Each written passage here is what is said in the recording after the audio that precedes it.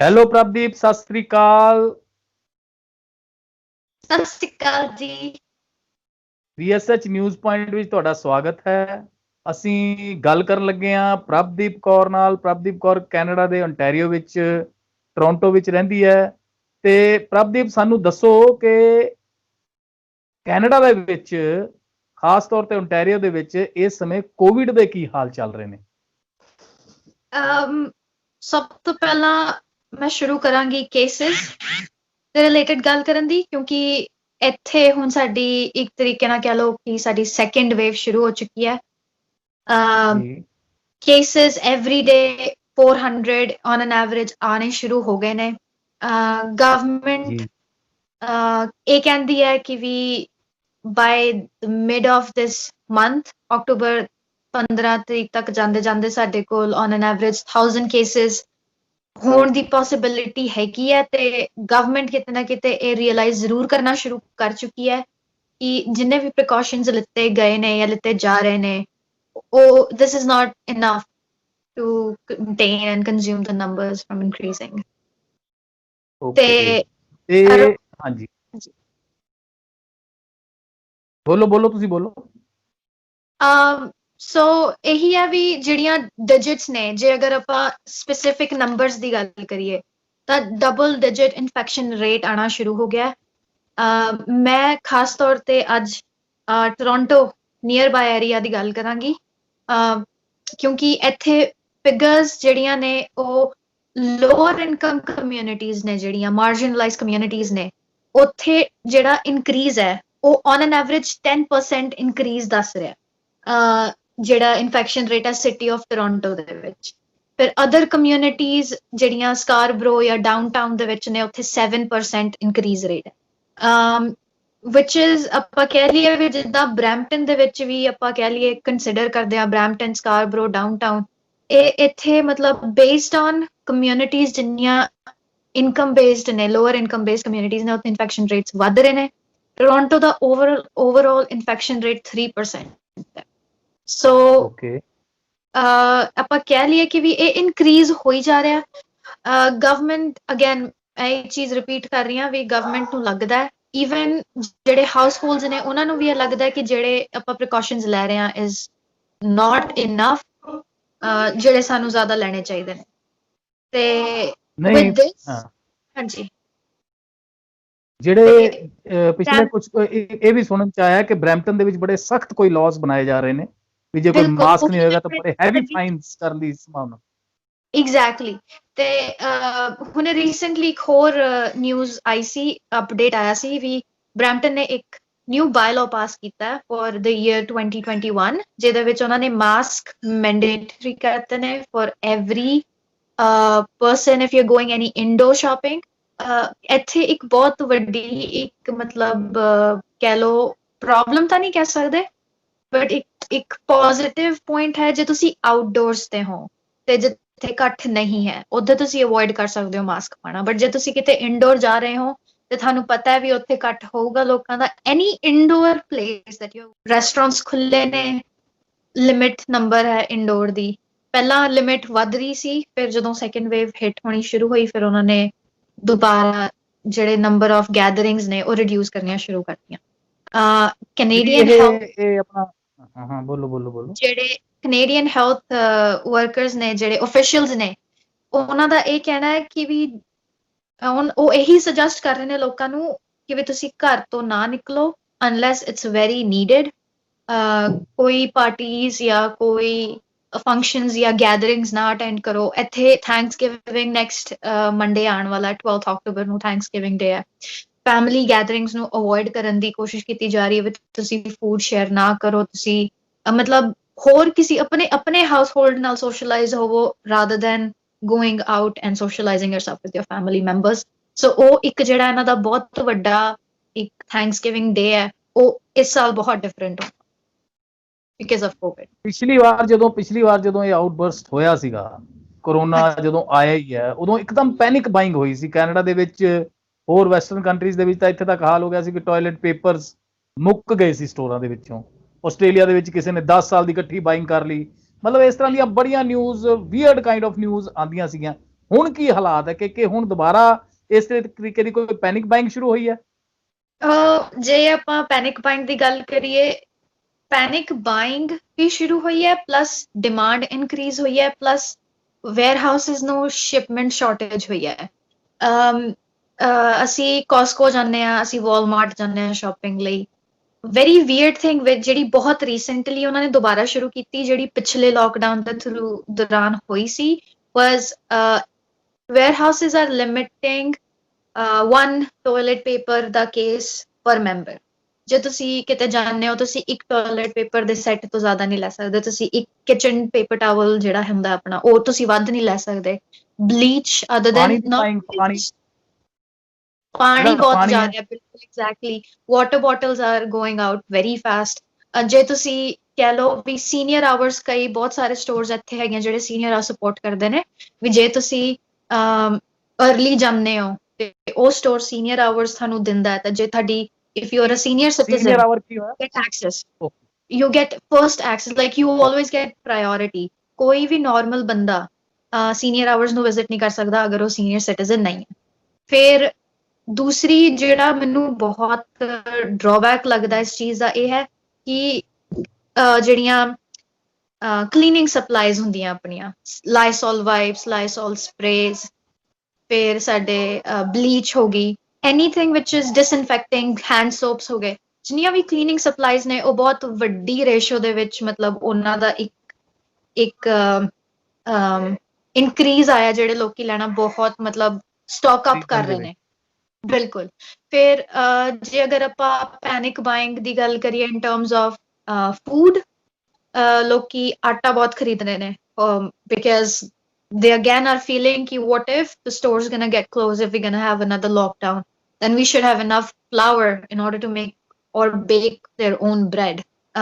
ਫਿਰ ਇੱਥੇ oil ਬਹੁਤ ਜ਼ਿਆਦਾ ਜਾ ਰਿਹਾ, ਇੱਥੇ ਪ੍ਰੋਡਿਊਸ ਔਰ ਫਰੋਜ਼ਨ ਫੂਡ ਤੇ ਲੋਕੀ ਬਹੁਤ ਜ਼ਿਆਦਾ ਪ੍ਰੈਫਰੈਂਸ ਦਿੰਦੇ ਨੇ। ਇੱਥੇ ਫਰੋਜ਼ਨ ਫੂਡ, ਜੇ ਤੁਸੀਂ ਦੇਖੋ ਸ਼ੈਲਫਸ ਖਾਲੀ ਹੈ, ਕੂਲਰਸ ਖਾਲੀ ਹੈ, ਫ੍ਰੀਜ਼ਰਸ ਖਾਲੀ ਹੈ। ਸੋ ਉਹ ਇਹ ਜਿਹੜਾ ਇੱਕ ਪੁਰਾਣਾ ਜਿਹੜਾ ਸੀ ਇੱਕ ਲਾਕਡਾਊਨ ਦੇ ਦੌਰਾਨ ਦੇਖਿਆ ਸੀ, ਉਹ ਜਿਹੜੀ ਚੀਜ਼ ਰਿਪੀਟ ਹੁੰਦੀ ਹੈ, ਉਹ ਕਸਟਮਰਸ ਵੀ ਪੈਨਿਕ ਕਰਦੇ ਨੇ। ਇੱਥੇ ਅਗਰ ਇੱਕ ਗਰੁੱਪ ਇੱਕ ਪਰਟੀਕੁਲਰ ਚੀਜ਼ ਖਰੀਦ ਰਿਹਾ ਮਾਰਕੀਟ 'ਚ ਜਾ ਕੇ, ਤੇ ਜੇ ਅਗਰ ਉਹਦੇ ਨਾਲ ਇੱਕ ਦੂਜਾ ਗਰੁੱਪ ਖੜ ਕੇ ਦੇਖਦਾ ਵੀ ਲੋਕੀ ਕਿਉਂ ਏਦਾਂ ਕਰ ਰਹੇ ਨੇ, ਇੱਕ ਭੇਡ ਚਾਲ ਬਣ ਜਾਂਦੀ ਹੈ। ਇੱਕ ਨੂੰ ਦੇਖ ਕੇ 10 ਬੰਦੇ ਜੁੜ ਜਾਂਦੇ ਨੇ, ਔਰ ਉਹ ਚੀਜ਼ ਇੱਕ ਹਾਈਪ ਕ੍ਰੀਏਟ ਕਰ ਦਿੰਦੀ ਹੈ। ਈਵਨ ਦੋ ਦੇਰ ਇਜ਼ ਨੋ ਸੱਚ, there shouldn't be panic buying, ਕਿਉਂਕਿ ਸਟੋਰਸ ਬੰਦ ਨਹੀਂ ਹੋ ਰਹੇ। ਫਿਰ ਲੋਕਾਂ ਨੂੰ more than like last time ਕੀ ਹੋਇਆ ਸੀ ਕਿ ਲੋਕੀ ਫੂਡ ਦੀ ਜਗ੍ਹਾ ਲੋਕੀ ਟਾਇਲਟ ਪੇਪਰ ਨੂੰ ਪ੍ਰਾਇੋਰਿਟੀ ਦੇਣ ਲੱਗ ਗਏ ਸੀ। ਸੋ ਕਿਸੇ ਨੂੰ ਇਹ ਨਹੀਂ ਪਤਾ ਕਿ ਇਹ ਹਾਈਪ ਕਿੱਥੋਂ ਕ੍ਰੀਏਟ ਹੋਈ for paper towels and toilet paper, ਕਿਉਂਕਿ ਜੇ ਤੁਸੀਂ ਪੈਨਿਕ ਬਾਇੰਗ ਕਰ ਰਹੇ ਹੋ then you should be buying dry food, ਜਿਹੜਾ ਤੁਹਾਨੂੰ ਲੌਂਗ ਟਰਮ ਦੇ ਵਿੱਚ ਸਹਾਰਾ ਦੇਵੇ। ਫਰੋਜ਼ਨ ਫੂਡ ਇੱਥੇ ਲੋਕੀ ਬਹੁਤ ਖਰੀਦਦੇ ਨੇ, ਉਹ ਵੀ ਲੌਂਗ ਟਰਮ ਬੇਸਿਸ ਤੇ ਚੱਲਦਾ ਹੈ। ਇੱਥੇ ਜੇ ਤੁਸੀਂ ਫਰੋਜ਼ਨ ਫੂਡ ਲੈਣੇ ਹੋ ਤਾਂ ਤੁਹਾਨੂੰ 1-1.5 ਸਾਲ ਤੱਕ ਦੀ ਉਹਦੀ ਐਕਸਪਾਇਰੀ ਮਿਲਦੀ। ਸੋ ਪੀਪਲ ਉਸ ਮੈਂਟੈਲਿਟੀ ਦੇ ਨਾਲ ਇੱਥੇ ਸ਼ਾਪਿੰਗ ਕਰਦੇ ਨੇ, ਜਿਹੜਾ ਉਹਨਾਂ ਨੂੰ ਮਤਲਬ 1 ਸਾਲ ਜੋਗਾ ਜੇ ਅਗਰ ਸਮਾਨ ਇਕੱਠਾ ਕਰਨਾ ਪੈ ਜਾਵੇ ਤਾਂ 3-4 ਮਹੀਨੇ ਦੀ ਉਹ ਗਰੋਸਰੀਜ਼ ਇਕੱਠੇ ਪਰਚੇਸ ਕਰਨੀ ਸ਼ੁਰੂ ਕਰ ਦਿੰਦੇ ਨੇ। ਮੈਂ ਬਹੁਤ ਹੈਰਾਨ ਹੁੰਦੀ ਹਾਂ ਜਦੋਂ ਮੈਂ ਆਪਣੀ ਗਰੋਸਰੀਜ਼ ਕਰਨ ਜਾਂਦੀ ਹਾਂ ਤੇ ਮੈਂ ਲੋਕਾਂ ਨੂੰ ਦੇਖਦੀ ਹਾਂ ਵੀ ਉਹ ਇੱਕ ਦੀ ਬਜਾਏ 2 ਕਾਰਟਸ ਭਰ ਕੇ ਫੂਡ ਦੀਆਂ ਲੈ ਕੇ ਜਾਂਦੇ ਨੇ। ਇੱਥੇ ਲੋਕਾਂ ਨੂੰ ਸਮਝਣਾ ਇਹ ਬਹੁਤ ਜ਼ਰੂਰੀ ਹੈ ਕਿ ਵੀ ਤੁਸੀਂ ਇਹ ਨਾ ਸੋਚੋ ਕਿ ਸਿਰਫ ਤੁਹਾਨੂੰ ਲੋੜ ਹੈ, ਕਿਉਂਕਿ ਨਾਰਮਲੀ ਗਰੋਸਰੀ ਸਟੋਰਸ ਦੇ ਵਿੱਚ ਕੀ ਹੋ ਰਿਹਾ ਹੈ ਕਿ ਜੇ ਤੁਸੀਂ 3 ਜਾਂ 4 ਵਜੇ ਤੱਕ ਸ਼ਾਪਿੰਗ ਕਰਨ ਜਾਂਦੇ ਹੋ ਆਪਣੇ ਕੰਮ ਤੋਂ ਬਾਅਦ, ਤੇ ਜੇ ਤੁਸੀਂ ਪਾਣੀ ਲੱਭਣ ਦੀ ਕੋਸ਼ਿਸ਼ ਕਰਦੇ ਹੋ, ਤੁਹਾਨੂੰ ਵੱਡੇ ਵੇਅਰਹਾਊਸਸ ਦੇ ਵਿੱਚ ਪਾਣੀ ਨਹੀਂ ਮਿਲਦਾ ਬਾਈ 4, ਤੇ ਉਹ ਜਿਹੜਾ ਸਟੋਰ ਹੈ ਉਹ ਰਾਤੀ 9 ਵਜੇ ਬੰਦ ਹੁੰਦਾ। ਹੁਣ ਇਸ ਚੀਜ਼ ਨੂੰ ਤੁਸੀਂ ਕਿੱਦਾਂ ਐਕਸਪਲੇਨ ਕਰੋਗੇ ਕਿ ਜਿਹੜਾ ਸਟੋਰ 9 ਵਜੇ ਬੰਦ ਹੋ ਰਿਹਾ, ਉੱਥੇ ਪਾਣੀ ਦੀ ਸਪਲਾਈ, ਜਿਹੜੀ ਪਾਣੀ ਲੋਕੀ ਖਰੀਦਣਾ ਚਾਹੁੰਦੇ ਨੇ, ਉਹ 4 ਵਜੇ ਤੱਕ ਸੋਲਡ ਆਊਟ ਹੋ ਜਾਂਦਾ। ਸੋ ਇਹ ਬਹੁਤ ਵੱਡੀ ਪ੍ਰੋਬਲਮ ਹੈ ਕਿ ਜਿਹੜੇ ਬੰਦੇ ਕੰਮ ਤੋਂ ਬਾਅਦ ਸਟੋਰਸ ਸ਼ਾਪਿੰਗ ਕਰਨ ਜਾਂਦੇ ਨੇ, ਕਾਫੀ ਹੱਦ ਤੱਕ ਸਮਾਨ ਸੋਲਡ ਆਊਟ ਹੋ ਜਾਂਦਾ ਹੈ, ਜਾਂ ਮਤਲਬ ਉਹਨਾਂ ਕੋਲ ਸਟੋਰ ਵਾਲੇ ਬੰਦਿਆਂ ਕੋਲ ਬਹੁਤ ਲਿਮਿਟਿਡ ਸਪਲਾਈ ਆਉਂਦੀ। ਸੋ ਇਹ ਬਹੁਤ ਮਤਲਬ ਲੋਕਾਂ ਨੂੰ ਬਹੁਤ ਕੰਸਰਨਿੰਗ ਲੱਗਦਾ ਹੈ ਕਿ ਇਜ਼ ਇਟ ਹੈਪਨਿੰਗ ਅਗੇਨ। ਤੁਸੀਂ ਸਟੋਰ 'ਚ ਜਾਂਦੇ ਹੋ, ਵੱਡੀਆਂ ਲਾਈਨਅਪਸ ਨੇ just to get one toilet paper, just to get one paper. You went as an international student in Canada, ਤੇ ਹੁਣ Right. ਇਹ ਤੋਂ ਬਾਅਦ ਹੋਇਆ ਕੀ ਸੀਗਾ ਕਿ ਕੈਨੇਡਾ ਦੇ ਵਿੱਚ ਸਟੂਡੈਂਟਸ ਜਿਹੜੇ ਖਾਸ ਤੌਰ ਤੇ ਪੰਜਾਬ ਦੇ ਨੇ ਜਾਂ ਇੰਡੀਆ ਦੇ ਜਿਹੜੇ ਸਟੂਡੈਂਟਸ ਆ, ਉਹ ਹੁਣੇ ਤੱਕ ਜਿਹੜੀ ਸਟੱਡੀ ਕਰ ਰਹੇ ਸੀ ਆਨਲਾਈਨ ਸਟੱਡੀ ਇੰਡੀਆ ਵਿੱਚ ਹੀ ਰਹਿ ਕੇ ਕਰ ਰਹੇ ਸੀ, ਬਟ ਹੁਣ ਇੱਕ ਨਵੀਂ ਕੋਈ ਗੱਲ ਆਈ ਹੈ ਕਿ ਕੈਨੇਡਾ ਨੇ ਇੰਟਰਨੈਸ਼ਨਲ ਸਟੂਡੈਂਟਸ ਆਪਣੇ ਵਾਪਸ ਉੱਥੇ ਬੁਲਾਣੇ ਸ਼ੁਰੂ ਕਰ ਦਿੱਤੇ ਨੇ, ਨੋ ਮੈਟਰ ਵਾਟ ਉਹਨਾਂ ਦੀ ਕਿੰਨੀ ਸਟੱਡੀ ਪੂਰੀ ਹੋਈ ਹੈ, ਕਿੰਨਾ ਉਹਨਾਂ ਨੇ ਆਨਲਾਈਨ ਕੀਤਾ। ਇਹਦੇ ਬਾਰੇ ਦੱਸੋ, ਕੁਝ ਤੁਹਾਨੂੰ ਹੈ ਇਹਦੇ ਬਾਰੇ ਜਾਣਕਾਰੀ? ਇਹਦੇ ਬਾਰੇ ਮੈਨੂੰ ਬਹੁਤ ਥੋੜੀ ਨੌਲੇਜ ਹੈ, ਬਟ ਜਿੰਨੀ ਕੁ ਵੀ ਹੈ ਮੈਂ ਆਪਣੇ ਵੱਲੋਂ ਪੂਰੀ ਸ਼ੇਅਰ ਕਰਾਂਗੀ। ਮੈਂ ਵੀ ਇੱਕ ਆਰਟੀਕਲ ਪੜ੍ਹਿਆ ਸੀ ਵੀ I think due date is October 20th, 2020. Government, federal और provincial government ने एक DLI, Designated Learning Institution ਦੀ ਇੱਕ ਨਵੀਂ ਲਿਸਟ ਜਾਰੀ ਕਰਨੀ ਹੈ, ਜਿਹਦੇ ਵਿੱਚ ਉਹਨਾਂ ਨੇ ਪੂਰੀ ਇਨਫੋਰਮੇਸ਼ਨ ਦੇਣਗੇ ਕਿ ਵੀ ਜੇ ਅਗਰ ਕੋਈ ਇੰਟਰਨੈਸ਼ਨਲ ਸਟੂਡੈਂਟ ਕੈਨੇਡਾ ਦੇ ਵਿੱਚ ਆਂਦਾ ਹੈ ਤੇ ਉਹ ਕਿੱਦਾਂ ਮਤਲਬ ਕੁਆਰੰਟੀਨ ਦਾ ਪ੍ਰੋਸੈਸ ਕੀ ਹੋਊਗਾ, ਜਾਂ ਫਿਰ ਕਿੱਦਾਂ ਉਹ ਆ ਸਕਦੇ ਨੇ, ਕੀ ਉਹਨਾਂ ਦੇ ਪ੍ਰੋਸੀਜਰਸ ਨੇ ਜਿਹੜੇ ਉਹਨਾਂ ਨੂੰ ਫੋਲੋ ਕਰਨੇ ਪੈਣਗੇ ਆਉਣ ਤੋਂ ਪਹਿਲਾਂ। ਮਤਲਬ ਸੇਫਟੀ ਐਂਡ ਸਿਕਿਉਰਿਟੀ ਨੂੰ ਮੱਦੇਨਜ਼ਰ ਰੱਖਦੇ ਹੋਏ ਉਹਨਾਂ ਨੇ ਇੱਕ ਲਿਸਟ ਜਾਰੀ ਕਰਨੀ ਹੈ। ਤੇ ਆਈ ਥਿੰਕ ਇਹ ਜਿਹੜੇ ਡੈਜ਼ਿਗਨੇਟਿਡ ਲਰਨਿੰਗ ਇੰਸਟੀਟਿਊਟਸ ਹੋਣਗੇ, ਇਹਨਾਂ ਨੇ ਆਪਣੀ ਪ੍ਰੋਵਿੰਸ਼ੀਅਲ ਐਂਡ ਟੈਰੀਟੋਰੀਅਲ ਗਵਰਨਮੈਂਟ ਨੂੰ ਰਿਪੋਰਟ ਕਰਨਾ ਹੈ, ਬਿਕਾਜ਼ ਐਟ ਦੀ ਐਂਡ ਉਹੀ ਜਿਹੜੀ ਪ੍ਰੋਵਿੰਸ਼ੀਅਲ ਗਵਰਨਮੈਂਟ ਹੈ ਉਹ ਕੈਨੇਡੀਅਨ ਕਾਲਜਸ ਨੂੰ ਰਨ ਕਰਦੀ ਹੈ, ਉਹਨਾਂ ਦੇ ਰੂਲਸ ਐਂਡ ਰੈਗੂਲੇਸ਼ਨਸ ਨੂੰ ਫੋਲੋ ਅਪ ਕਰਨਗੇ। ਸਕੂਲਸ ਐਂਡ ਕਾਲਜਸ, ਇਹ ਹੁਣ ਕੀ ਸਕੂਲਸ ਐਂਡ ਕਾਲਜਸ ਓਪਨ ਹੋ ਰਹੇ ਨੇ ਜਾਂ ਹੋ ਗਏ ਨੇ ਕੈਨੇਡਾ ਦੇ ਵਿੱਚ, ਜਾਂ ਤੁਹਾਡੇ ਓਨਟਾਰੀਓ ਦੇ ਵਿੱਚ? ਹਾਈ ਸਕੂਲਸ, ਐਲੀਮੈਂਟਰੀ ਸਕੂਲਸ ਬਿਲਕੁਲ ਓਪਨ ਹੋ ਗਏ ਸੀ, ਹੋ ਗਏ ਹੈ, ਚੱਲ ਰਹੇ ਨੇ। ਬਹੁਤ ਨਿਊਜ਼ ਦੇ ਵਿੱਚ ਦੇਖਣ ਨੂੰ ਮਿਲ ਰਿਹਾ ਇੱਥੇ ਰੀਸੈਂਟਲੀ ਕਿ ਕਾਫੀ ਆਊਟਰੇਜ ਆਣਾ ਸ਼ੁਰੂ ਹੋ ਗਿਆ। ਇੱਥੇ ਇੱਕ ਪਬਲਿਕ ਸਕੂਲ ਇਨਫੈਕਟ ਉਹਨਾਂ ਨੇ ਬੰਦ ਹੀ ਕਰਤਾ ਕਿਉਂਕਿ ਉੱਥੇ ਬਹੁਤ ਜ਼ਿਆਦਾ ਕੇਸਿਸ ਆਣੇ ਸ਼ੁਰੂ ਹੋ ਗਏ। ਕੇਸਿਸ ਇੱਥੇ ਹੁਣ ਸਕੂਲਸ ਦੇ ਵਿੱਚ ਕੀ ਫੋਲੋ ਕਰ ਰਹੇ ਨੇ ਕਿ ਜੇ ਅਗਰ ਤੁਹਾਡੇ ਕਿਸੇ ਵੀ ਸਟੂਡੈਂਟ ਦੇ ਵਿੱਚ ਕੋਈ ਵੀ ਸਿੰਪਟਮ ਅਗਰ ਆਂਦਾ ਤਾਂ ਉਹ ਉਹਨਾਂ ਨੂੰ ਟੈਸਟ ਕਰਦੇ ਨੇ, ਉਹਨਾਂ ਨੂੰ ਘਰ ਭੇਜਦੇ ਨੇ, ਐਂਡ ਦੇ suggest them to get their COVID test done at the earliest possible, and if they get a negative they are eligible to come back to school. But this is very concerning that why you're sending or why you coming to school if you have any flu, any cold related symptoms, like any symptoms at this point, even though you know that you don't have COVID. Nobody should be taking risk because you might be carrying the virus in you, which may not be contagious to you, but it can be contagious to somebody who you are like spending your day with. So ਇਸ ਕਰਕੇ schools ਇਹ ਬਹੁਤ ਵੱਡੀ ਮਾਤਰਾ ਦੇ ਵਿੱਚ precautions ਲੈ ਰਹੇ ਨੇ। A lot of my ਜਿਹੜੇ ਮੇਰੇ ਇੱਥੇ colleagues ਨੇ ਜਾਂ ਜਿਹੜੇ ਮੇਰੇ friends ਬਣੇ ਨੇ, ਉਹਨਾਂ ਦੇ ਜਿਹੜੇ ਅੱਗੇ ਬੱਚੇ ਆ, ਬਹੁਤ ਜ਼ਿਆਦਾ majority ਦੇ ਵਿੱਚ ਉਹ online classes ਲੈ ਰਹੇ ਨੇ। ਜਿਹੜੇ high school students ਨੇ, they are very comfortable with technology, using online classes and doing their assignments on their own. This is very easy for them to go online rather than exposing themselves to a very not so safe environment outside in a school. ਬਹੁਤ ਸਾਰੇ schools ਨੇ ਮੇਰੇ locality ਦੇ ਵਿੱਚ ਜਿੱਥੇ ਮੈਂ ਦੇਖਦੀ ਹਾਂ ਬੱਚਿਆਂ ਨੂੰ ਸਕੂਲ ਜਾਂਦੇ ਹੋਏ, ਤੇ I feel very concerned ਕਿਉਂਕਿ ਤੁਹਾਨੂੰ ਨਹੀਂ ਪਤਾ ਤੁਸੀਂ ਕਿਹੜੇ ਬੱਚੇ ਨਾਲ ਬੈਠੇ ਹੋ ਜਾਂ who they are exposed to, because ਅੱਜ ਦੀ ਡੇਟ ਦੇ ਵਿੱਚ ਤੁਸੀਂ ਭਾਵੇਂ ਤੁਹਾਡੇ ਕਿੰਨੇ ਮਰਜ਼ੀ ਬੈਸਟ ਫਰੈਂਡਸ ਹੋਣ ਜਾਂ ਤੁਸੀਂ ਫਰੈਂਡਸ ਹੋ, you cannot take the risk of risking your own health, because if you are safe, if you are healthy, that's all we need. ਤੇ ਇਹੀ ਸਭ ਤੋਂ ਜ਼ਿਆਦਾ। What do you think about the international students? ਜਿਹੜੇ international students ਤੁਹਾਡੇ ਨਾਲ ਦੇ ਵੀ ਉੱਥੇ ਸੀਗੇ, ਕੀ ਉਹਨਾਂ ਦੀ ਪੋਜੀਸ਼ਨ ਹੈ? ਸਰਕਾਰ ਨੇ ਪਹਿਲਾਂ ਤਾਂ ਹਰ ਮਹੀਨੇ ਉਹਨਾਂ ਨੂੰ $2,000 ਦਿੱਤੇ ਵੀ ਨੇ ਜਿਨ੍ਹਾਂ ਨੇ ਕੰਡੀਸ਼ਨਸ ਪੂਰੀਆਂ ਕੀਤੀਆਂ ਸੀ। What these people are doing, ਕੀ ਉਹਨਾਂ ਨੂੰ ਉਹ ਬਿਲਕੁਲ ਠੀਕ ਠਾਕ ਨੇ, ਉਹਨਾਂ ਦਾ ਕੰਮਕਾਰ ਉੱਥੇ ਚੱਲ ਰਿਹਾ, ਉਹਨਾਂ ਨੂੰ ਕੰਮ ਉੱਥੇ ਮਿਲਦਾ? ਰਾਈਟ, ਸੋ ਇੱਥੇ ਹੁਣ ਇੰਟਰਨੈਸ਼ਨਲ ਸਟੂਡੈਂਟਸ ਦੀ ਇਹ ਕੰਡੀਸ਼ਨ ਹੈ ਕਿ every international student is taking online classes, ਉਹਨਾਂ ਦੀਆਂ assignments. In fact, it is very interesting to know that they are enjoying their online classes more than their in-class sessions. It's more easy and convenient for them to not to travel. ਬਹੁਤ ਸਾਰੇ ਇਹੋ ਜਿਹੇ international students ਨੇ ਜਿਨ੍ਹਾਂ ਨੂੰ ਪਹਿਲਾਂ 1.5 ਘੰਟਾ transit ਦੇ ਵਿੱਚ ਟਰੈਵਲ ਕਰਨਾ ਪੈਂਦਾ ਸੀ, ਫਿਰ ਕੋਵਿਡ ਕਰਕੇ ਬਹੁਤ ਰਿਸਕੀ ਵੀ ਹੋ ਜਾਂਦਾ ਹੈ ਕਿ ਤੁਸੀਂ ਬੱਸਿਸ 'ਚ ਟਰੈਵਲ ਕਰ ਰਹੇ ਹੋ। There's like high chances, high risks of getting infection. And ਉਹ ਜਿਹੜਾ ਉਹਨਾਂ ਦਾ concern ਸੀ major, ਉਹ ਇੱਕ ਤਾਂ ਹੱਲ ਹੋਇਆ। ਫਿਰ online classes on like ਤੇ ਸਾਡੀ ਘਰ ਬੈਠੇ convenience ਦੇ ਵਿੱਚ ਤੁਸੀਂ classes attend ਕਰ ਰਹੇ ਹੋ, quizzes ਨੇ ਹੁੰਦੀਆਂ, test ਹੋ ਜਾਂਦੇ ਨੇ, ਸਾਰਾ ਕੁਝ online available ਹੈ, so they are very much enjoying this online session. I have What a lot about of their jobs? their jobs, they're still doing part-time jobs. ਉਹਨਾਂ ਦੀਆਂ ਜਿਹੜੀਆਂ limits ਨੇ hours ਦੀਆਂ, ਉਹ still same ਨੇ, because again they're still full-time students. That does not change their status from not being a full-time. So ਜੇ ਤੁਸੀਂ full-time education ਲੈ ਰਹੇ ਹੋ, it is very necessary for international students to respect their education and dedicate their more time towards their education first. And ਜਿਹੜਾ part-time ਉਹਨਾਂ ਦਾ ਕੰਮ ਹੈ, jobs ਮਿਲਣੀਆਂ ਕਿਤੇ ਨਾ ਕਿਤੇ ਮੈਨੂੰ ਲੱਗਦਾ difficult ਹੋਈਆਂ, ਪਰ ਜਿਹੜੇ ਬੰਦੇ already, ਜਿਹੜੇ students already existing jobs ਦੇ ਵਿੱਚ ਨੇ, ਉਹ again vary ਕਰਦਾ ਕਿ depending on ਉਹ ਕਿਹੜੀ field ਦੇ ਵਿੱਚ job ਕਰ ਰਹੇ ਨੇ, ਤੇ is it demanding or not.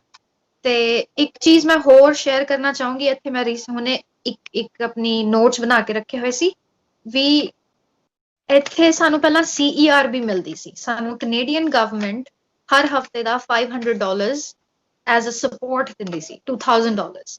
I personally I'm so grateful and thankful to Canadian government ਕਿਉਂਕਿ ਮੈਂ almost 2 months time ਲਈ I was jobless. I think not even 2, I think I was jobless for almost 3 months and I had no income. And as an immigrant, I don't have a house. Let's say we have rents to pay, and so many other students have higher rents to pay. They have groceries, they have so many things to take care that they cannot just take care of it just with GIC, क्योंकि GIC थानू $670 मिलती है, which I know a lot of international students ਜਿਹੜੇ independent housing ਦੇ ਵਿੱਚ ਰਹਿੰਦੇ ਨੇ, ਉਹਨਾਂ ਦਾ ਸਿਰਫ rent ਹੀ $500 to $600 ਹੁੰਦਾ ਹੈ, then groceries and additional expense. So ਇਹ ਜਿੰਨੇ ਵੀ expense ਜਦੋਂ ਆਪਾਂ calculate ਕਰਦੇ ਹਾਂ, it was very difficult back then, and Canadian government supported every individual with less than $1,000 monthly income.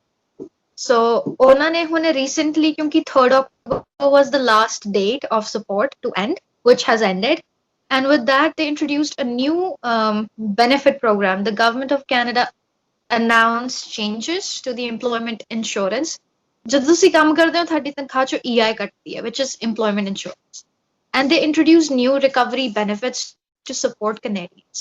ਇਹਦੇ ਵਿੱਚ ਉਹਨਾਂ ਨੇ ਬਹੁਤ ਸਾਰੀਆਂ sub categories ਬਣਾਈਆਂ ਕਿ ਜੇ ਤੁਸੀਂ ਇੱਕ ਕੈਟੇਗਰੀ ਦੇ ਵਿੱਚ ਨਹੀਂ eligibility ਤੁਹਾਡੀ ਬਣਦੀ, then you can go for another one.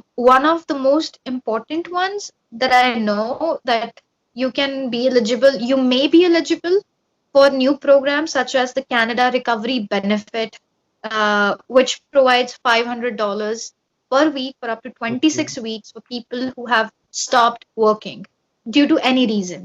Maybe they are self-quarantining themselves, they are not working because the another eligibility criteria ਜਿਹਦੇ ਵਿੱਚ ਉਹ fall ਕਰ ਸਕਦੇ ਨੇ Canadian Recovery Caregiving Benefits, ਜਿਹਦੇ ਵਿੱਚ ਉਹ ਕਿਸੇ ਜਿਹੜਾ COVID ਤੋਂ affected ਹੈ ਜਾਂ any they are taking care of a child under the age of 12. So ਬਹੁਤ ਸਾਰੀਆਂ different ways ਦੇ ਵਿੱਚ Canadian government is taking initiative to support financially because they believe it's better ਕਿ ਤੁਸੀਂ ਘਰੇ ਰਹੋ, ਬਿਮਾਰੀ ਦੇ ਵਿੱਚ ਤੁਸੀਂ ਜੌਬ ਤੇ ਨਾ ਜਾਓ. ਲੋਕੀ ਬਿਮਾਰੀ ਦੇ ਵਿੱਚ ਜੌਬ ਤੇ ਤਾਂ ਹੀ ਜਾਣਗੇ ਜੇ ਕਿਉਂਕਿ ਉਹਨਾਂ ਨੂੰ ਇਨਸਿਕਿਉਰਿਟੀ ਹੈ, ਫਾਈਨੈਂਸ਼ੀਅਲੀ ਫਰੀडम ਨਹੀਂ ਹੈ, they have no savings and they don't know how they're going to take care of their expenses and they have families to take care of.